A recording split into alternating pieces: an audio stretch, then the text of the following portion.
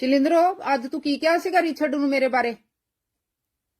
ਹਾਂ, ਭਾ ਕਹਿੰਦੀ ਮੈਂ ਉਹਨੂੰ ਕਿਹਾ ਪ੍ਰੀਤੋ ਇਜ਼ ਨੋ ਮੋਰ। ਦੌਰ ਫਿਟਾ ਮੂੰ ਤੇਰਾ। ਉਹਨੂੰ ਕਹਿਣਾ ਸੀ Preeto got day off, Preeto no coming today, Preeto is no more. ਉਹਦਾ ਮਤਲਬ ਆ ਪ੍ਰੀਤੋ ਮਰ ਗਈ, ਸਵਰਗ ਸੁਧਾਰ ਗਈ। ਉਹ ਤੇ ਭਰਾ ਮੇਰੇ ਦਾ ਫੋਨ ਭਰ ਸਿੱਟਿਆ ਲੋਕਾਂ ਨੇ ਮੈਸੇਜ ਕਰ ਕਰਕੇ, RIP ਪ੍ਰੀਤੋ, ਕੋਈ ਫੁੱਲ ਭੇਜੀ ਜਾਂਦਾ, ਕੋਈ ਮੋਮਬੱਤੀਆਂ, ਕੋਈ ਹਾਰਟ। ਭਰਾ ਮੇਰਾ ਤਾਂ ਬੁੱਬਾ ਮਾਰ ਕੇ ਰੋਣ ਲੱਗ ਪਿਆ, ਕਹਿੰਦਾ ਪ੍ਰੀਤੋ ਤੈਨੂੰ ਤਾਂ ਮਾਰ ਹੀ ਸਿੱਟਿਆ ਕਿਸੇ ਨੇ। ਆਹੋ, ਰਿਚਰਡ ਦਾ ਵੀ ਫੋਨ ਆਇਆ, ਉਹ ਕਹਿੰਦਾ ਮੈਂ ਸਵੇਰੇ ਹੀ 2 ਗਲਾਸੀਆਂ ਲਾ ਲਈਆਂ ਨਿਊਜ਼ ਸੁਣ ਕੇ। ਤਾਂ ਚੰਗਾ ਤੇਰੀ ਟੁੱਟੀ ਭੱਜੀ ਅੰਗਰੇਜ਼ੀ ਨੇ ਮਾਰ ਮੇਰਾ ਭੋਗ ਹੀ ਪਾ ਸਿੱਟਿਆ। ਹੁਣ ਉਹਨਾਂ ਨੂੰ ਦੱਸ ਦੇ। ਭਾ ਕਹਿੰਦੀ ਕੀ ਕਵਾਂ? ਕਹਿੰਦੀ ਮੈਂ ਕਹਿ ਦਵਾਂ ਸ਼ੀਜ਼ ਹੋਰ ਮੋਰ ਵੀ ਹੈਗੀ ਆ ਹਾਲੇ। ਉਹ ਫਿੱਟੇ ਮੂੰਹ ਕਹਿ ਦੇ ਪ੍ਰੀਤੋ ਗੋਟ ਡੇ ਆਫ। ਆਹੋ, RIP ਦਾ ਮਤਲਬ ਵੀ ਉਹਨੂੰ ਸ਼ਾਂਤੀ ਮਿਲੇ ਜਿੱਥੇ ਉਹ ਪਹੁੰਚੀ ਆ। ਏਦਾਂ ਦੇ ਮੈਸੇਜ ਮਾਰ ਲੋਕੀ ਮੈਨੂੰ ਪਾਈ ਜਾਂਦੇ ਆ। ਕਰਦੀ ਕੀ? ਇੱਕ ਗੱਲ ਦੱਸਾਂ, ਵਿਆਹੇ ਬੰਦੇ ਦੀ ਜ਼ਿੰਦਗੀ ਵੀ ਨਾ ਰੋਡਵੇਜ ਦੀ ਬੱਸ ਵਰਗੀ ਹੁੰਦੀ ਹੈ। ਉਹ ਕਿੱਦਾਂ? ਦਿਨੇ ਜਿੱਥੇ ਮਰਜ਼ੀ ਫਿਰਦਾ ਰਵੇ, ਰਾਤ ਨੂੰ ਡੀਪੂ 'ਚ ਜਮਾ ਹੋਣਾ ਹੀ ਪੈਂਦਾ ਉਹਨੂੰ।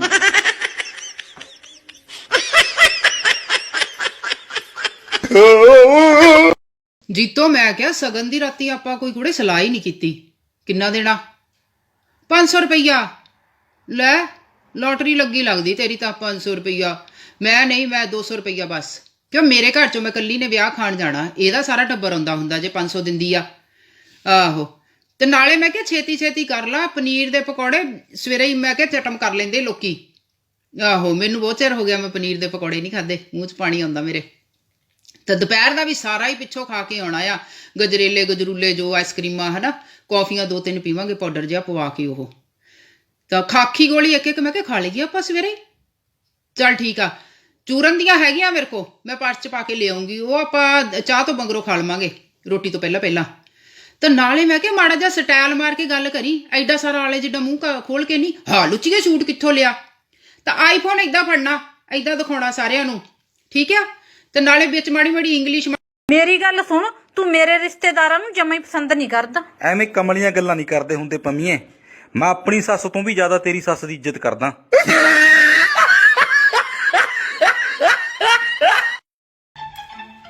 ਕੀ ਰੋਟੀ ਬਣਾਉਂਦੀ ਯਾਰ? हाँ मैं क्या सी ना, हाँ सच्ची, हाँ अच्छा नहीं यार की बनाती है तू बैगन? थोड़ी ही लेना। हाँ हाँ ले लो। Thank you. अरे आप पूरी लो ना, तुसी और ले लो। अरे इन्होंने मेरे हाथ की रोटी बहुत ज्यादा पसंद है। कोई गल नहीं, मेरे को और मैं लेके आऊंगी। हाँ बहुत ज्यादा। Happy birthday. Thank you so much यार। May God bless you and have a wonderful day। Thanks a lot. सुनो ना, मैं ना बहुत सारे कपड़े लेके आई हूँ। क्या बात कर रही हो? जो फटाफट लेके आओ जरा। लेकिन क्या ना, अभी पहन के आती हूँ, रुको।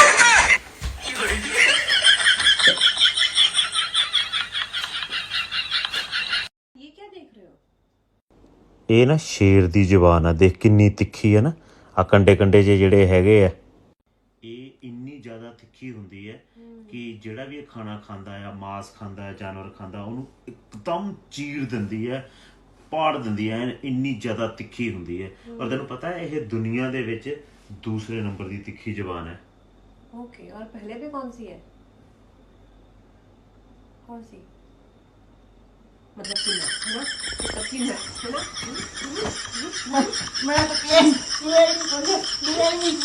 है ना? कितना दे चल रही तेरी इंग्लिश क्लासेस? ठीक ही चलन दिया। सुन ना, मैं सोचन दिया फ्लोर्स कितना बतावा। 2 फ्लोर ते है और कितने चाहिए? 2 नहीं, मेरे को तो 2000 है। की मतलब? आ देखो, तेरा मतलब फॉलोअर्स? ओही।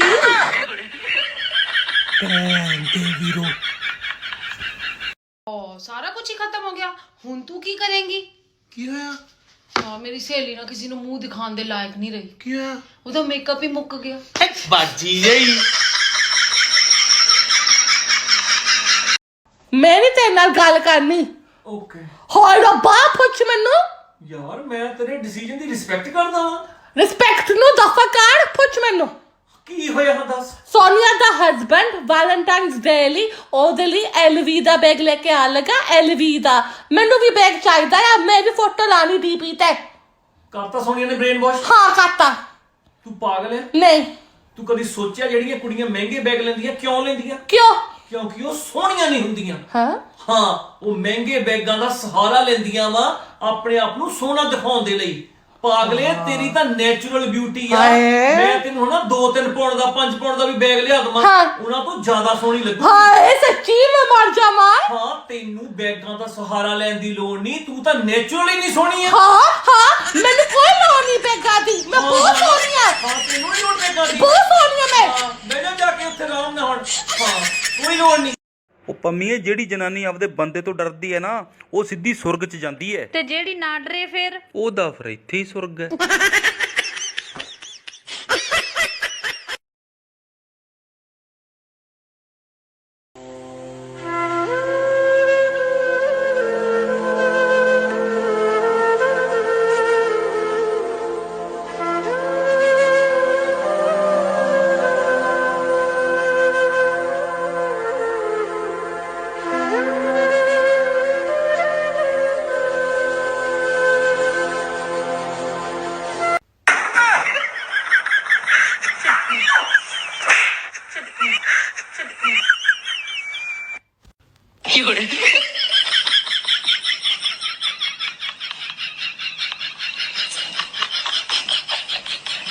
ਜੀ ਮੈਨੂੰ ਇੱਕ ਗੱਲ ਦੱਸੋ, ਹਸਬੈਂਡ ਕਹਿੰਦਾ ਵਾਈਫ ਗਲਤ ਆ, ਵਾਈਫ ਕਹਿੰਦੀ ਹਸਬੈਂਡ ਗਲਤ ਆ, ਆਖਿਰ ਗਲਤ ਹੈਗਾ ਕੌਣ ਆ?